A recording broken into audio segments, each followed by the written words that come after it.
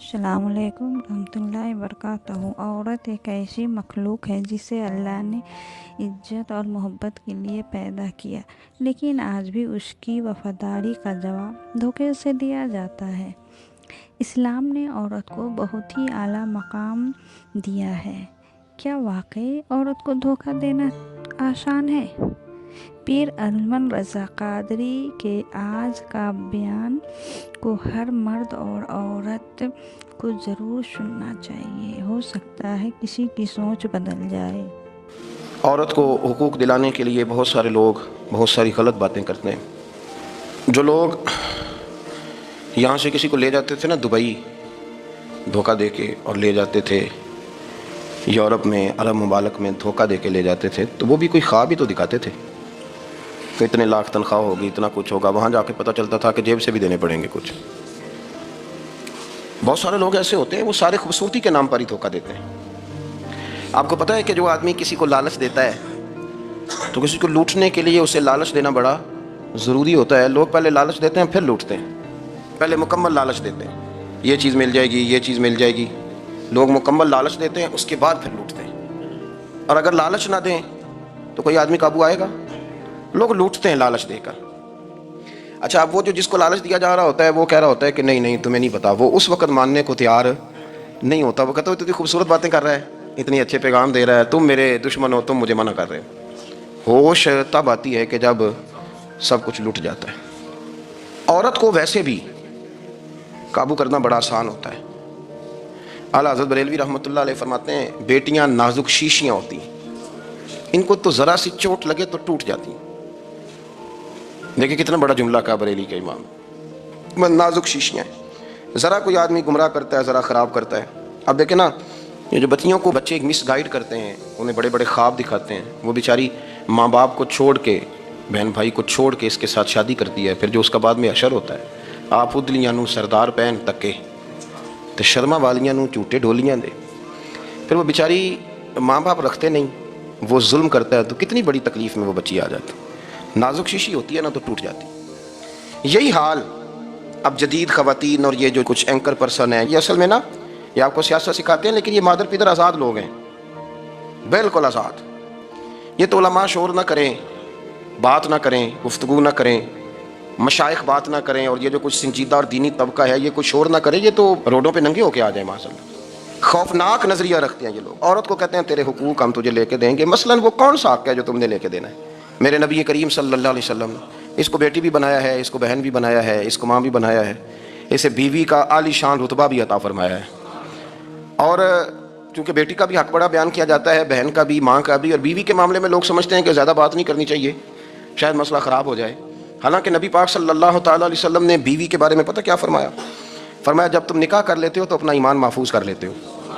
اب میں اس کی شرح نہیں کرتا، آپ خود کر لیجئے گا کہ وہ ایک ایسی شخصیت ہوتی ہے کہ جس کی موجودگی میں آپ کا ایمان محفوظ ہے۔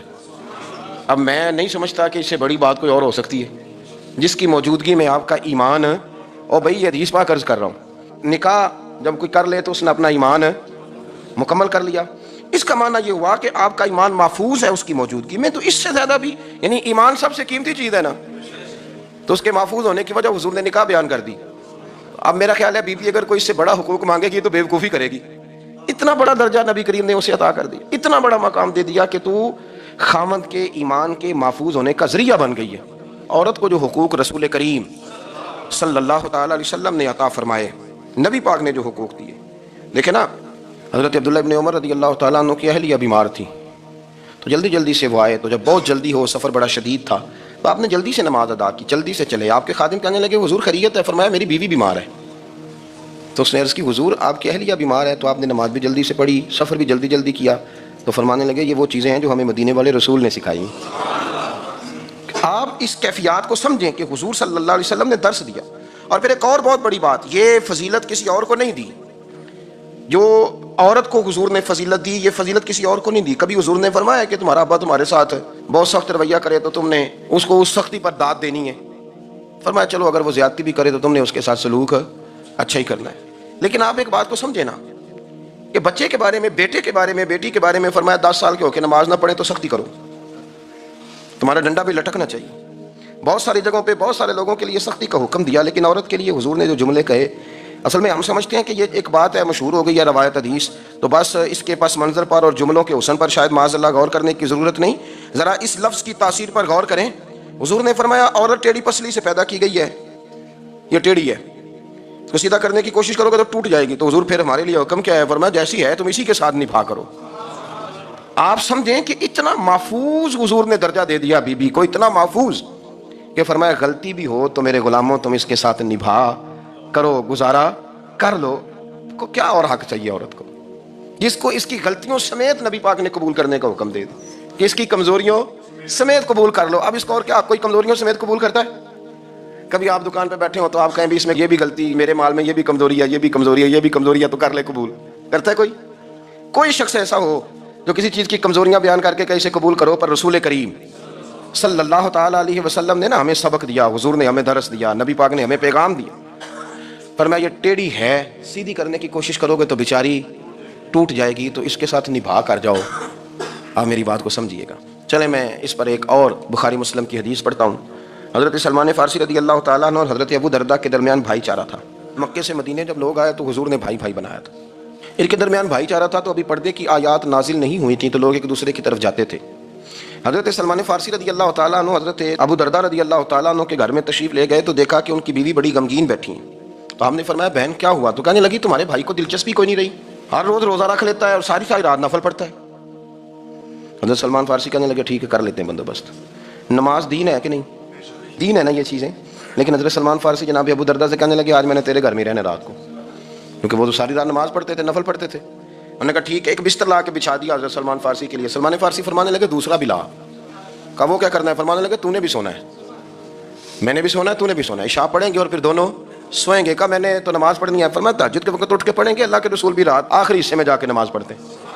ادھر ساتھ سلا لیا، وہ تھوڑی کو دیر سوئے، اب عادت تھی ساری رات اٹھنے کی، ذرا اٹھنے لگے بستر سے تو حضرت سلمان فارسی فرمایا چپ کر کے سو جا، وہ بڑی رات پڑی ہوئی ہے، چپ کر کے سو جا۔ وہ لیٹ گئے، پھر اٹھنے لگے تو فرمایا سو جا چپ کر کے، بڑا ٹائم ہے۔ سحری کے وقت اٹھے، نفل پڑھے، ان کا ارادہ تھا روزہ رکھنے کا، تو فرمانے لگے کل رکھا تھا نا نفلی روزہ؟ جی رکھا تھا، پرسوں بھی رکھا تھا، ترسوں بھی رکھا تھا۔ فرمایا آج نہیں رکھنا، آج میں تیرا مہمان ہوں، سارا دن کٹھے مل کے روٹیاں کھائیں گے، آج نہیں روزہ رکھنا، سلا دیا۔ اب حضرت ابو دردہ رضی اللہ تعالیٰ عنہ کیا تو کچھ نہ سکے، پر کہنے لگے سلمان تم پتہ تم کیا کر رہے ہو؟ نہ تم نے مجھے رات اٹھ کے زیادہ نفل پڑھنے دیے، سویرے روزہ نہیں رکھنے دیا۔ تو حضرت سلمان فارسی کہنے لگے کوئی لمبی بات تو نہیں نا، چلتے ہیں نا ابھی فجر میں مسجد نبی میں، تو نبی پاک کو بتاتے ہیں سرکار دو عالم علیہ السلام کی خدمت میں تو اپنی بات کرنا، میں اپنی کروں گا، حضور نتیجے کا اعلان فرما دیں گے، بات طے ہو جائے گی۔ حاضر خدمت ہوئے، عرض کی یا رسول اللہ صلی اللہ تعالیٰ علیہ وسلم یہ ساری رات نفل پڑھتے ہیں، ہر روز روزہ رکھتے ہیں، ان کی اہلیہ غمگین بیٹھی ہیں، حکم فرمائیں۔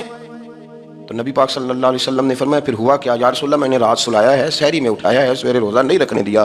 نبی پاک نے فرمایا سلمان فارسی نے ٹھیک کیا ہے، سلمان فارسی نے ٹھیک کیا۔ پھر حضور نے فرمایا، نبی کریم نے فرمایا ابو دردہ تیرے اوپر اگر اللہ کا حق ہے، اس کے رسول کا حق ہے، دین کا حق ہے، تو فرمایا تیری آنکھ کا بھی تیرے اوپر حق ہے، تیرے وجود کا بھی تیرے اوپر حق ہے۔ یہ حضور نے فرمایا تیرے بچوں کا بھی تیرے اوپر حق ہے، تیری بیوی کا بھی تیرے اوپر حق۔ اس حق کو بھی سمجھے، حقوق اللہ بھی ہیں، پر تیری آنکھ کا بھی تیرے اوپر، کیا مانا کہ تیری آنکھ سونا چاہتی ہے تو اسے سلا بھی، تیرے وجود کا بھی تیرے اوپر حق، تو تیرا وجود آرام کرنا چاہتا ہے تو اسے آرام بھی کرا۔ اور پھر وہاں نبی پاک صلی اللہ علیہ وسلم نے فرمایا میں تم سب، سننا یہ لفظ حدیث کے، حضور نے اسی موقع پر فرمایا میں تم سب سے زیادہ اپنے رب کو جانتا ہوں اور میں تم سب سے بڑھ کر اپنے رب سے ڈرتا ہوں۔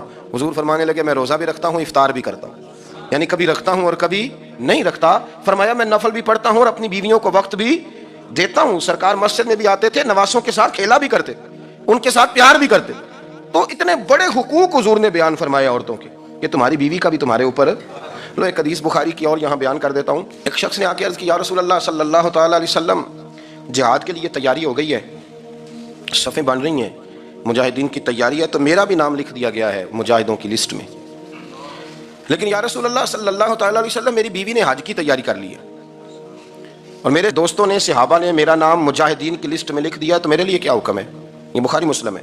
تو نبی پاک صلی اللہ تعالیٰ علیہ وسلم نے فرمایا جہاد پہ کوئی اور چلا جائے گا تو بیوی کے ساتھ حج کرنے جا، اسے محرم کی ضرورت ہے، وہ تیرے بغیر کیسے جائے گی؟ مجاہدین کو تو اور مجاہد مل جائے گا، پر تو اپنی بیوی کے ساتھ جانا۔ تو نبی پاک صلی اللہ علیہ وسلم نے مرد کو محافظ بنایا ہے، عورت کو مرد کا قیدی نہیں بنایا، بلکہ عورت کو حفاظت عطا کی اور مرد کو اس کا محافظ بنایا۔ اب بچیاں آزاد ہونا چاہتی ہیں، اور آزادی بھی وہ والی کہ جو بنیادی طور پر آزادی نہیں، فحاشی ہے۔ میں نے بہت پہلے کہا ہے کہ اسلام بیٹیوں کو قیمتی سمجھتا ہے، جس بندے کے پاس 20 تولے سونا ہو وہ چوک میں لے کے نہیں آتا, وہ قیمتی چیز ہے, اس نے چھپا کے رکھی ہوتی ہے. تو جو نبی پاک صلی اللہ علیہ وسلم کا کلمہ پڑھنے والے بیویاں, اسلام انہیں قیمتی سمجھتا ہے, کہتا ہے کہ تم قیمتی ہو لہذا گھر کے اندر رہو, تم باہر نہ ہو. لیکن عورتیں ہیں کہ ان کو بلا وجہ لوگ خراب کر دیتے ہیں اور بلا وجہ وہ اس مغالطے کا شکار ہو جاتی ہیں. اب آگے بڑھتے ہیں. قرآن مجید نے سورہ نور کی آیت نمبر 30 میں کہا کہ کل للمؤمنین یغضوا من ابصارہم, فرمایا کہ اے محبوب علیہ السلام مومن مردوں سے کہہ دو کہ اپنی نظریں جھکا کے رکھیں, اپنی نظریں. اور اگلی آیت میں فرمایا وَقُلْ لِلْمُؤْمِنَاتِ يَغْضُضْنَ مِنْ أَبْصَارِهِنَّ, فرمایا کہ اے محبوب مومن عورتوں سے بھی کہہ دو کہ اپنی نظریں جھکا. مرد بھی اپنی نظر جھکا کے رکھے گا عورت کی طرف, لیکن یہ ساری پابندی صرف مرد پر نہیں, عورت بھی غیر محرم کا چہرہ نہیں دیکھے گی, اس پر بھی اسی طرح نظر جھکانے کا حکم ہے. جس طرح کہ وہ ہر دکاندار کو بھائی جان کہہ کے گفتگو کرنے کی اس کو بھی اجازت نہیں ہے کہ وہ بھی وہ سمجھے کہ پابندی تو مرد نے کرنی تھی, میں نے تھوڑی کرنی تھی. وہ جس کے پاس جائے, جہاں بھی جائے, ڈاکٹر کے پاس جائے, باہر جائے, تو وہ جس طرح مرضی اس کا دل چاہے وہ بات چیت کرے, اس کی عورت کو بھی اجازت اسلام نہیں دیتا. بنیادی طور پہ اسلام شرم و حیا کا دین ہے, حیا کی بات کرتا ہے. حیا کی جب ہم تعریف کرتے ہیں تو حیا کی تعریف یہ ہے کہ کوئی کبھی چیز دیکھ کے نا تو آپ کی طبیعت میں کراہت محسوس ہو, آپ کوئی غلط جملہ منہ سے نکالتے ہوئے ذرا جھجکیں, آپ کوئی غلط بات کرتے ہوئے تھوڑا بوجھ محسوس کریں. ہمارے ہاں تیزی سے فروغ پایا ہے بے حیائی میں. سنگیوں کی محفلیں, یاروں کی محفلیں, اس میں غلیظ گفتگو ہوتی ہے. الا ماشاء اللہ, ان دوستوں کو بڑی پاک صاف گفتگو کرنی چاہیے. دوستی کا رشتہ بڑا مقدس رشتہ ہے. جو یہاں ایک دوسرے سے پیار کریں گے جنت میں بھی اکٹھے داخل کیے جائیں گے. شرط یہ ہے کہ پیار اللہ رسول کی رضا کے لیے ہو, لیکن اس کے اندر اگر آپ کی گفتگو کچی ہو, کمزور ہو, فحاشی والی ہو, عریانی والی ہو. ہمارے ہاں تو اب اس کو لوگ فیشن سمجھتے ہیں, اس کو مردانگی کی علامت سمجھتے ہیں کہ وہ جی ساری باتیں جی وہاں ہو گئیں, اور جس کا جو جی چاہا اس نے کہا. آپ جب حیا کے دائرے میں ہوتے ہیں تو آپ خود بھی سکون محسوس کرتے ہیں. دیکھیں نا, آپ کو نیند سکون سے کہاں آتی ہے؟ جہاں کمرہ بند ہو, چاروں جانب دیوار ہے, اوپر چھت ہے, خالی دروازہ بھی کھلا ہوا ہونا, تو جب بندہ سکون لینا چاہتا ہے تو کہتا ہے یار ذرا دروازہ ذرا بند کر دو. وہ اچھی طرح اپنے آپ کو چھپا لیتا ہے نا حیا کے پردے میں, تو اللہ اسے سکون عطا کرتا ہے. اور جو اس سے بھی زیادہ ٹھنڈی نیند میں جانا چاہتا ہے وہ کہتا ہے لائٹ بھی بند کر دو. اب وہ مکمل طور پہ سمجھتا ہے کہ میں چاروں جانب سے چھپ گیا ہوں, اگر میں کھول کے بھی سو جاؤں گا تو میرا چونکہ پردہ قائم ہے تو مجھے کوئی دشواری نہیں ہوگی. آپ جب چھپ جاتے ہیں, جب آپ حیا کے اندر سمٹ جاتے ہیں, جب آپ چادر کے اندر آ جاتے ہیں, تو آپ بہت ساری جگہوں پہ آسانی محسوس کرتے ہیں. تو حیا تو آپ کو سکون دیتی ہے, حیا تو دل کو راحت دیتی ہے. میں بڑی ذمہ داری سے بات عرض کرتا ہوں, قرآن مجید نے نا ایک مقام پہ مذاق کو, ایک مزاح ہوتا ہے خوش طبی, وہ نہیں مذاق اڑانا, قرآن پاک نے نا مذاق کو ایک جگہ پہ جاہلوں کا طریقہ بھی قرار دیا ہے. بنی اسرائیل کے لوگوں سے حضرت موسیٰ نے کہا کہ گائے ذبح کرو اور ایک ٹکڑا مقتول کو مارو, زندہ ہو کے خود بتا دے گا مجھے کس بندے نے قتل کیا. تو کہنے لگے آپ ہمارے ساتھ مذاق کر رہے ہیں. تو قرآن مجید کہتا ہے کہ حضرت سیدنا موسیٰ علیہ السلام فرمانے لگے اعوذ باللہ ان اکون من الجاہلین, فرمانے لگے میں اللہ کی پناہ مانگتا ہوں کہ میں جاہلوں میں سے ہو جاؤں. یہ مذاق کرنا تو جاہلوں کا طریقہ ہے. اگر آپ کی زبان سے بے حیائی کا جملہ نکل گیا, اگر آپ کی زبان سے بے حیائی کا جملہ نکل گیا, آپ نے کہہ دیا کہ ہم آزاد لوگ ہیں, جو مرضی کریں گے, جو مرضی کہیں گے, جو ہمارا دل میں آئے گا کریں گے, تو پھر تو لوگ آپ کا وہ حشر کریں گے کہ آپ سے برداشت ہی نہیں ہوگا. جس کا لوگ مذاق بنا لیتے ہیں اور جو مذاق بن جاتا ہے پھر اسے کچھ جینے دیتا ہے. آپ حیا کی چادر میں چھپیں گے تو بچیں گے. اگر آپ نے اپنا مذاق بنوا لیا یہ کہہ کے کہ میں نے مرضی کرنی ہے, پھر یاد رکھنا چھپنے کو جگہ نہیں ملے گی, پھر تکلیف میں آ جائیں گے, پھر بہت بڑی اذیت کا شکار ہو جائیں گے. شرم و حیا, عرب کے اندر جو کواری لڑکیاں تھیں ان میں بڑی حیا ہوتی تھی. الحمدللہ میں بڑے فخر سے کہتا ہوں کہ میرے پنجاب کی, میرے پاکستان کی بیٹیاں بھی 20 دفعہ ان کا ابا کہے تیری شادی کرنی ہے تو وہ آنکھ نہیں اٹھا پاتی آج بھی. یہ تو وہ چند لوگ ہیں جو کہتے ہیں ہم ہائی کلاس ہو گئے, ہمیں نہیں پتا کہ وہ روشن خیال ہو گئے ہیں کہ روغن خیال ہو گئے, پتہ نہیں کدھر چلے گئے. ورنہ ہماری بیٹیاں آج بھی جب ان سے ان کا باپ, ان کی ماں بات کرتی ہے تیری شادی کی, تو وہ تو شرم کے ساتھ پچھلے سے پچھلے کمرے میں چھپتی ہیں. یہ اللہ نے فضل کیا ہوا ہے اس ملت پر.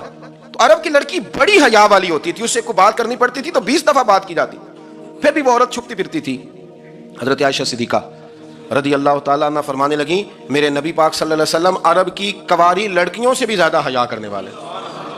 قاضی اعجاز مالکی نے, شیخ عبدالحق محدث دہلوی نے, دیگر بزرگ جو سیرت نگار گزرے انہوں نے لکھا ہے کہ نبی پاک صلی اللہ علیہ وسلم کے اندر 100 مردوں سے زیادہ طاقت تھی, 100 مردوں سے زیادہ طاقت. اب جو بات کہنے لگا ہوں, جو نتیجہ دینے لگا ہوں, اس پر خاص توجہ آپ فرمائیں گے. ذرا فکری طور پر, نظریاتی طور پر ایک چیز کو سمجھیے. ہم سمجھتے ہیں کہ جوان لڑکا ہے جی جو مرضی کرے, عمر ہے جی. آپ ذرا بات پر غور کیجئے گا کہ حضور صلی اللہ علیہ وسلم میں طاقت 100 مردوں سے زیادہ ہے. اور حیا کنواری لڑکیوں سے بھی زیادہ ہے. ذرا اس بات کا تقابلی جائزہ کیجئے گا کہ طاقت 100 مرد سے زیادہ ہے لیکن حیا کنواری لڑکی سے بھی زیادہ ہے. اس کا معنی یہ ہوا کہ جس ٹہنی کو پھل زیادہ لگ جاتے ہیں وہ جھکا کرتی ہے. تو حیا تو حسن ہے، حیا تو آپ کو پاک صاف کرے گا، حیا تو آپ کو نرالا کرے گا، انوکھا کرے گا. وہ ہمارے ایک دانش والے ہیں، مضمون لکھا، کئی باتیں بڑی پسند آتی ہیں. وہ کہتے ہیں کہ میری اہلیہ، ان کو بھی کسی نے مس گائیڈ کر دیا تھا، حالانکہ اچھی خاتون ہے، کسی نے مس گائیڈ کر دیا. تو وہ بھی سماجی اور ویلفیئر، اور یہ خواتین کو شوق ہوتا ہے نا بننے کا، تو وہ بھی سماج کے اندر اچھا مقام تلاش کرنے کے موڈ میں آ گئی. تو کہیں ایک دن جانا تھا تو بڑی بن سنور کے میرے ساتھ وہ گاڑی میں بیٹھ گئی. تو میں گاڑی میں، عورتوں کو یہ بھی مسئلہ ہوتا ہے نا کہ ہماری تعریف کرو، تو کئی دفعہ بعض مردوں بیچاروں کو جھوٹ بولنا پڑتا ہے، تو زبردستی کراتی ہیں نا جی. تو اس میں گنجائش بھی دی ہے شریعت نے گنجائش دی ہے کہ کبھی بیوی کو راضی کرنے کے لیے خلاف واقعہ بات کرنی پڑے تو کر لینی چاہیے. تو وہ کراتی بھی ہیں. 3 موقع پر خلاف واقعہ بات کرنے کی اجازت ہے. واقعے کے خلاف بھی آپ بات کر سکتے ہیں. جنگ کے موقع پر 2 لوگوں کو صلح کرانے کے لیے اور بیوی کو راضی کرنے کے لیے کر لیں کوئی ایسی بات، بے شک اپنی طبیعت پہ جبر کر کے کر لیں، گنجائش ہے، اجازت ہے. تو وہ کہتے ہیں جب وہ گاڑی میں میرے ساتھ بیٹھی بن سنور کے، تو وہ تقاضا کرنے لگی کہ میں نے بڑے اچھے کپڑے پہنے ہیں پر آپ نے توجہ نہیں کرائی. وہ سیاںا بندہ تھا، وہ چاہ رہا تھا کہ میری خاتون سمجھ جائیں. وہ کہتے ہیں مجھے پتا تھا کہ بیچاری مس گائیڈ ہو گئی ہے، دل کی بڑی اچھی ہے، سیاਣੀ ہے، لیکن اس کو کچھ خواتین نے، کچھ لوگوں نے مل کے اس کا ذہن غلط کر دیا ہے کہ سماج میں نکلو، باہر جاؤ، کام کرو، فلاں کرو، اپنی مرضی سے جیو. تو میرے ساتھ گاڑی میں بیٹھی کہیں جانے کے لیے، تو مجھ سے کہنے لگی کہ آپ نے میری طرف توجہ ہی نہیں کی، آپ نے کوئی ذکر ہی نہیں کیا کہ میں کیسی لگ رہی ہوں. تو وہ کہتے ہیں میں نے اسے کہا کہ اگر تو ناراض نہ ہو تو پھر میں صحیح والی تعریف کر دوں. تو اس نے کہا کہ آپ کر دیں. تو کہتے ہیں میں نے درد سے اور خلوص سے اپنی بیوی سے کہا، خلوص کے ساتھ میں نے کہا میں تو روز گھر ہوتا ہوں، روز شام کو گھر ہوتا ہوں، اگر تو میرے لیے تیار ہوتی تو میں تیری تعریف کرتا، لیکن آج تو باہر جانے کے لیے تیار ہوئی، تو پھر ان سے تعریف کی امید رکھ جن کے لیے تو نے تیاری کی ہے. میرے لیے تیاری کرتی تو میں تو ہر شام تیرے پاس ہوتا ہوں. کہتے ہو میرے لفظوں میں درد تھا تو وہ بھی رو پڑی. وہ کہنے لگی آپ گاڑی روک دیں، مجھے باہر جا کے کسی کو راضی نہیں کرنا، میں نے اسے راضی کرنا ہے جس کو رب کریم نے میرا شوہر بنایا اور میرے لیے منتخب کیا ہے، میرے ماں باپ کو. میں واپس لوٹتی ہوں. یہ ایک پہلو ہے سلگتا ہوا، اس کو سمجھا جائے. رسول کریم صلی اللہ علیہ وسلم عرب کی کواری لڑکیوں سے زیادہ حیا والے تھے، کواری لڑکیوں سے زیادہ حضور حیا فرمایا کرتے تھے. جب خانہ کعبہ کی مکہ شریف میں تعمیر ہو رہی تھی نا، اہل عرب اس کو تعمیر کر رہے تھے، تو نبی پاک صلی اللہ علیہ وسلم اپنے چچا حضرت عباس کے ساتھ خانہ کعبہ کی تعریف میں مصروف تھے. تو عرب کے لوگ چونکہ لمبا کرتا پہنتے تھے پیروں تک، تو نیچے اگر کسی وقت کوئی چیز نہیں بھی ہوتی تھی تو کسی کو وہ نظر نہیں آتی تھی، کیونکہ پردہ رہتا تھا، لمبا کرتا پہنا ہوا ہوتا تھا. تو جب بچے، سرکار کی عمر مبارک بھی ابھی تھوڑی تھی، تو اس طرح بچے جب نکلتے تو وہ کئی دفعہ اپنی تہمت اتار دیتے نیچے سے، اور کوئی مزدوری کرنے لگتے تو 3-4 طے کر کے تہمت کی کندھے پہ رکھ لیتے، جس طرح کبھی دیہاتوں میں لوگ کپڑا سر پہ رکھتے تھے کہ اوپر اگر کوئی وزنی چیز رکھیں گے تو وہ تکلیف نہیں دے گی.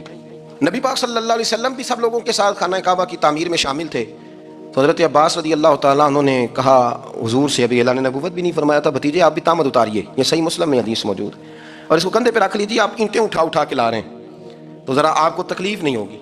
تو سرکار دو عالم صلی اللہ علیہ وسلم سے یہ بات کہی، اور پھر جلدی سے حضور کی تہمت کو نکال کے حالانکہ لمبا کرتا پہنا ہوا ہے، تو وہ جیسے ہی ان کے کندھے پہ رکھا اینٹیں رکھنے کے لیے، تو سرکار تو زمین پہ گر گئے، بے ہوش ہو گئے، آنکھیں آسمان کی طرف، اور پھر حضور پکار رہے ہیں آزاری آزاری آزاری، میرا تہمت دے دو، میرا تہمت دے دو. کبھی کوئی شخص اس وجہ سے بھی بے ہوش ہوا ہے کہ میرے وجود سے کپڑا اتر گیا ہے، حالانکہ سرکار پر وہ بے ہوشی بھی نبی پاک کا وہ جو غلبہ ہے نا شرم و حیا کا، اس کی وجہ سے ہو. ورنہ تو حضور فرماتے ہیں کہ میری آنکھیں سو جاتی ہیں، دل تو میرا اس عالم میں بھی جاگتا رہتا ہے. تو سرکار زمین پہ تشریف لے آئے، آنکھیں میرا تہمت دے دو، میرا تہمت دے دو. تو جلدی سے انہوں نے تہمت دیا تو حضور نے باندھ لیا. پھر طبیعت مبارک میں تسلی ہوئی. یعنی ہم اس رسول کے غلام ہیں کہ جن کے تو وجود سے کپڑا اتر جائے تو حضور برداشت نہیں کرتے، قبول نہیں فرماتے، تکلیف شروع ہو جاتی. لیکن یہاں نوجوان ہیں اور بڑا قد کاٹ ہے اور بڑے بڑے سمجھدار لوگ ہیں، گرمی آتی ہیں تو شارٹ کپڑے پہن کے گھومتے ہیں. ان کو خیال نہیں کہ یہ وہ والا لباس ہے جو باہر تو کیا گھر میں اماں کے سامنے نہیں پہننا چاہیے، بہنوں اور بیٹیوں کے سامنے نہیں پہننا چاہیے. آپ کی گفتگو میں شرم و حیا ہو، آپ کے لب و لہجے کے اندر حسن ہو. آپ کو پتہ ہے نبی پاک صلی اللہ علیہ وسلم نے فرمایا میری امت میں سب سے زیادہ حیا کرنے والے عثمان غنی ہیں. عثمان غنی سب سے زیادہ حیا کرنے والے. آپ فرمایا کرتے تھے جب سے حضور کا چہرہ دیکھا ہے میں نے کبھی اپنی شرمگاہ بھی نہیں دیکھی، میں نے آنکھوں کا وضو نہیں توڑا، اور جب سے حضور کے دست مبارک میں نے بیعت کے لیے سیدھا ہاتھ بڑھایا تو پھر سیدھا ہاتھ میں نے کبھی گندگی کو نہیں لگایا. حیا تھی. آپ باتھ روم کے اندر بھی غسل فرماتے تھے تو کپڑوں سمیت کرتے تھے. کسی نے کہا حضرت واش روم کے اندر کیوں نہیں کپڑے اتارتے؟ آپ فرمانے لگے باہر بندوں سے حیا کرتا ہوں، اندر جاتا ہوں تو رب سے حیا آنی شروع ہو جاتی، وہ تو دیکھ رہا ہے نا۔ تو میں جو بات آپ کی خدمت میں عرض کرنا چاہتا ہوں اس کو آپ سمجھیے گا میرے عزیز، کہ شرم والا مزاج، گفتگو بھی شرم والی، آنکھیں بھی شرم والی، لباس بھی شرم والا، دوستی یاری بھی شرم والی، بہت ساری ایسی باتیں دیکھیں نا آپ ذرا، میں نے کہا کہ باتوں کو سن کے گزر نہ جایا کریں، اس کی گہرائی پر غور کریں۔ حضور علم کا سمندر ہے، سرکار سے زیادہ علم دنیا میں کسی کے پاس موجود نہیں ہے، اور صحابہ کو موقع ملا ہوا ہے اس سمندر سے فیض لینے کا، لیکن ان کی حالت یہ ہے کہ حضرت علی المرتضیٰ فرماتے ہیں 14 دن گزر جاتے، حضور سے کوئی سوال پوچھنا ہوتا تھا پر میں شرم کے مارے نہیں پوچھ پاتا تھا۔ 14 دن بخاری شریف میں موجود ہے۔ ایک دن نبی پاک صلی اللہ علیہ وسلم نے پوچھا صحابہ سے کہ وہ کون سا درخت ہے جس کے پتے نہیں گرتے، اور وہ درخت اس طرح ہے جس طرح مومن ہوتا ہے، وہ درخت میرے مومن کی طرح بتاؤ۔ حضرت عبداللہ بن عمر فرماتے مجھے پتا تھا کہ وہ کھجور کا درخت ہے، لیکن چونکہ ابو بکر صدیق بھی بیٹھے ہیں، عمر فاروق بھی بیٹھے ہیں، مولا علی بھی بیٹھے ہیں، عثمان غنی بھی بیٹھے ہیں، اتنے جید لوگ بیٹھے ہیں، تو مجھے حیا آتی تھی کہ میں کیوں جواب دوں۔ کہتے ہیں سرکار نے کئی دفعہ پوچھا، لوگوں نے کئی اور درخت بتائے، پر فرمایا تمہارا جواب درست نہیں ہے۔ آپ حیا کے اس پہلو پر غور کریں کہ سوال کا جواب آتا ہے، سوال کا جواب، یعنی مجھے سوال کا جواب آتا ہو پھر میں دوں نہ، مجھے بدعزمی نہ ہو جائے گی؟ یہ کیسے ممکن ہے کہ میری رات گزر جائے، مجھے پتا بھی تھا اور میں نے بتایا نہیں؟ بہت سارے لوگ آ کے بہت ساری باتیں بتاتے ہیں، بہت ساری باتیں وہ سمجھاتے ہیں، تو ہم غور سے ان کا چہرہ دیکھنے لگ جاتے ہیں، کہتے ہیں یار اس کا تو دعویٰ تھا کہ میں سمجھ نہیں آتا ہوں، تو یہ تو ہمیں سمجھا رہا ہے، چلو الحمدللہ ہم سمجھنے کو تیار ہیں۔ لیکن میرے عزیز پتہ بھی ہے جواب کا، علم بھی ہے، لیکن فرماتے ہیں میری حیا نے مجھے اجازت نہ دی کہ میں جواب دوں۔ آپ فرماتے ہیں پھر حضور سے صحابہ نے عرض کی کہ یا رسول اللہ آپ ہی بتا دیں وہ درخت کون سا ہے، تو حضور نے فرمایا بھائی وہ کھجور کا درخت ہے۔ آپ فرماتے ہیں میں دل ہی دل میں کہہ رہا تھا کہ الحمدللہ میرا جواب درست ہے، حالانکہ میں نے جواب دیا ہی نہیں۔ تو لفظوں میں حیا، جملوں میں حیا، آنکھوں میں حیا، اٹھنے میں حیا، بیٹھنے میں حیا، چلنے میں حیا ایک خوبصورت حسن ہے، اور نبی پاک صلی اللہ علیہ وسلم نے فرمایا جب تو بے حیا ہو جائے نا پھر تو آزاد ہے، پھر تو جو مرضی کا، پھر تو جو۔ اس لیے بزرگ جب کسی کو بے حیا کہتے تھے نا، اللہ اکبر، اور جب کسی کو کہتے تھے نا یہ بے حیا ہے تو لوگ سمجھتے تھے کہ کوئی ہلکی سی بات کر دی ہے، لیکن ان کا معنی یہ ہوتا تھا کہ بس بھائی اب اس کے ساتھ کوئی کلام کرنے کی ضرورت ہے، اس کو اب اصلاح کی ضرورت نہیں، یہ بے حیا ہے۔ کیا معنی؟ کہ اب یہ جو اس کے دل میں آئے گا وہ کرے گا، جو اس کی طبیعت چاہے گی وہ کرے گا، اب یہ کسی پہلو بھی قابو آنے کو تیار بے حیا ہو گیا۔ بے حیائی بہت بڑا عیب ہے، اور جو لوگ کہتے ہیں کہ ہمیں بالکل آزادی ہونی چاہیے، ہمارا اپنا جسم ہے تو ہماری اپنی مرضی چلے گی۔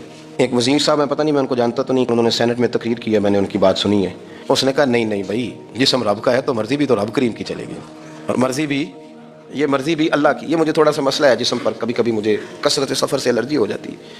میرے ساتھ لوگ نا دل سے پیار کرتے ہیں، شاید ہی کوئی اچھا ڈاکٹر ہو جس تک میرے سنگی مجھے لے کے نہ گئے ہوں، پر جسم اللہ کا ہے نا، مرضی بھی جب وہ چاہے گا صحت دے گا۔ کیوں کچے کاموں میں لوگ پڑ گئے، کیوں غلط لوگ سوچ میں پڑ جاتے ہیں، یہ اسی کا ہے، اور جب وہ چاہے گا، آپ اس بات کو اچھے طریقے سے سمجھ لیں کہ جو اپنی مرضی چوکوں چوراہوں میں کر رہے ہوتے ہیں نا، جو مرضی گاندمند، وہ جانور ہوتے ہیں، وہ جانور ہوتے ہیں جو نہ چونک دیکھتے ہیں نہ گلی دیکھتے ہیں، نہ انہیں پتہ ہوتا ہے کہ جگہ کون سی ہے۔ وہ انسان، میں نے کہہ دیا جو میں نے کہنا تھا، میں نے کہہ دیا، وہ جانور ہوتے ہیں۔ اور جو کچھ انسان ہوتے ہیں نا، ان کے اندر کچھ نہ کچھ پھر شرم حیا بھی ہوتی ہے، وہ چوکوں چوراہوں میں وہ حرکتیں اور وہ کام نہیں کرتے جو جانور کرتے ہیں۔ ان کے لیے بڑے پردے ہوتے ہیں، ان کے لیے بڑی باتیں ہوتی ہیں، ان کے لیے بڑا کچھ ہوتا ہے۔ جو بالکل آزاد ہو جائے، کوئی پتہ نہ ہو کس وقت کیا کہنا ہے کیا کرنا ہے، تو پھر وہ دائرہ انسانیت سے خارج ہو جاتا ہے۔ ہم آپ کو کیا دعوت دیں؟ آپ تو وہ باتیں کر رہے ہیں جو اسلام کا انسانیت کے حق میں بھی ٹھیک نہیں، آپ تو وہ والی باتیں کر رہے ہیں جن کا انسانیت بھی تقاضا نہیں کرتی کہ یہ باتیں ہونی چاہیے۔ لیکن ایک بات، میں تو جذباتی نہیں ہوتا، میں بڑے غور سے چیزوں کو دیکھتا ہوں، سنتا ہوں، اور نہ میں ان موسمی مینڈکوں کی۔ وہ مجھے عاطق صاحب کہنے لگے جی بڑے بڑے مولوی ایک بندے کے ساتھ بیٹھے ہوئے ہوتے تھے اور وہ روزے میں بڑے بڑے درس دیتا تھا، تو وہ بھی فلانی فلانی حرکتیں کر رہا ہے۔ تو میں نے کہا ہم نے تو پرانا کہا تھا کہ موسمی مینڈک ہے، تو پرانے کہہ رہے ہیں کہ اداکار ہے، تو وہ جہاں کاسٹ کریں گے وہاں وہ اداکاری کرے گا۔ آپ کسی مذہبی جگہ کر لیں تو وہاں کر لے گا، کہیں اور جگہ کریں گے تو ہم تو پرانا کہہ رہے ہیں۔ تو کسی کو کبھی سمجھ آتی ہے تو کسی کو کبھی اور جگہ جا کے سمجھ آتی ہے۔ ہم ان لوگوں سے پریشان نہیں ہوتے، کیوں؟ سن لیں، کوئی مایوسی نہیں، ان کے اندر جتنا زور ہے وہ لگائیں۔ یہ ملک بنا ہے رسول اللہ کے نام پہ، یہ اللہ نے تحفہ دیا ہے امت مسلمہ کو، یہ نبی پاک کے نام پہ بنا ہے، تو یہاں جھنڈا بھی وہی والا بلند ہونا ہے جو مدینے والے رسول کا جھنڈا ہے، اور یہاں وہی کام چلے گا جو نبی پاک نے بیان فرمایا۔ تو اس طرح کئی لوگ آتے ہیں، وہ شور شار کرتے ہیں، چلے جاتے ہیں۔ اتنے نہ پریشان ہوا کریں، بہت سارے لوگ تو بیچارے اس قابل بھی نہیں ہے کہ ان کا نام لیا جائے، مطلب اتنا ہم ان کو اہمیت دے دیں، ان کا ذکر کریں، ان کا نام لیں، ان کی بات کریں، وہ بیچارے اس قابل ہی نہیں ہے، مطلب سٹیٹس ہی نہیں ہے ہمارا، اتنے فارغ ہیں ہم۔ جب جو بندہ آئے گا کہانی چھیڑے گا تو ہم چھیڑ جائیں گے، اور بھائی اللہ کا فضل ہے الحمدللہ تعالی، لوگوں نے بڑا شور کیا اور بڑے زمانے سے دنیا شور کر رہی ہے، اور اللہ کے گھر مسجدیں بھری ہوئی ہیں، مسجدیں بھری ہوئی ہیں. ہماری بیٹیاں پردے کرتی ہیں، پردے کو پسند کرتی ہیں، وہ حجاب میں رہتی ہیں، وہ سمجھتی ہیں کہ ہمارا اصل حسن کیا ہے. تو یہ پراپوگنڈا پرانا چلا آ رہا ہے، اس کا اللہ کے فضل سے امت مسلمہ پہ نہ کبھی اثر ہوا ہے اور نہ کبھی ہوگا انشاءاللہ. اللہ تعالی ہمیں حق پر استقامت عطا فرمائے.